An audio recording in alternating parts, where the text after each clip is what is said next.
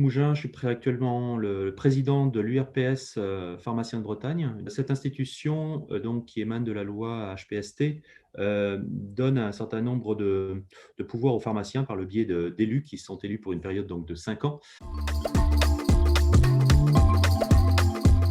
On a agi également au sein de nos URPS pour valoriser bien évidemment la profession en défendant la place du pharmacien dans le parcours de soins du patient. Les URPS agissent également pour le développement de la coordination entre professionnels de santé sur les territoires. Donc, on recherche à valoriser l'exercice coordonné, à rechercher des liens et des passerelles entre le secteur de la ville et le secteur hospitalier. Et dans un but ultime, c'est d'améliorer la fluidité du parcours du patient. Enfin, on promeut au sein de l'URPS les nouvelles missions dévolues aux pharmaciens. C'est bilan partagé de médication, c'est la mise en place d'exercices coordonnés au travers des maisons de santé pluridisciplinaires, au niveau des CPTS, donc sur les territoires de santé.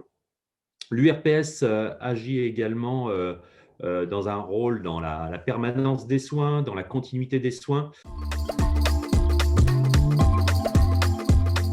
auprès et destiné aux jeunes mamans et futures mamans, avant bébé.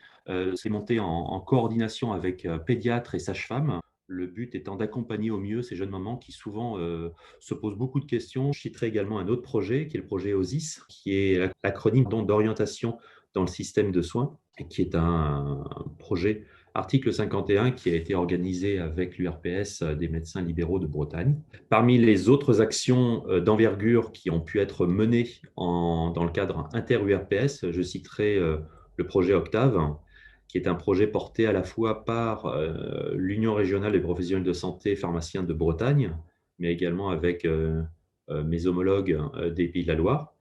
Donc Octave, c'est l'acronyme d'Organisation, Coordination, Traitement, AG, Ville, Établissement de santé.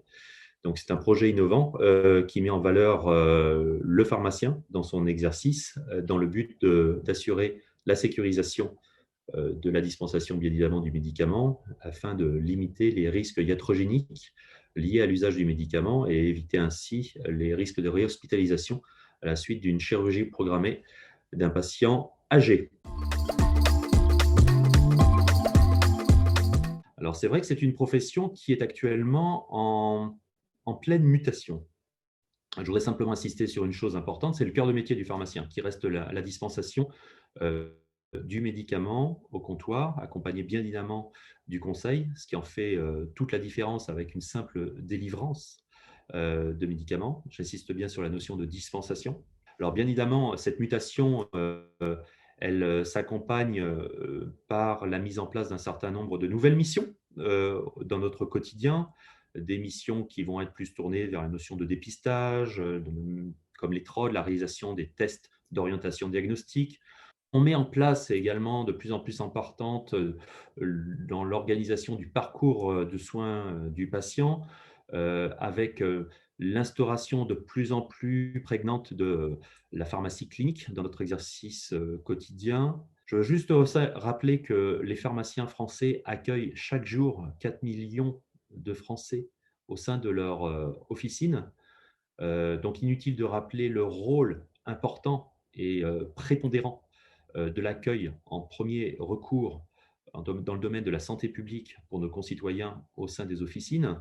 Je voudrais reparler également du rôle en interprofessionnalité de la profession. De nombreux pharmaciens sont d'ores et déjà impliqués dans ces exercices coordonnés, qu'il s'agisse d'équipes de soins pluridisciplinaires, qu'il s'agisse de maisons de santé pluridisciplinaires et qu'il s'agisse de CPTS, les communautés professionnelles territoriales de santé. Alors écoutez, chers pharmaciens, chers professionnels de santé, je vous dis à très bientôt. J'aimerais vous retrouver donc sur le salon EFI Santé qui se déroulera à Quimper, Parc des Expositions, le 23 septembre 2021.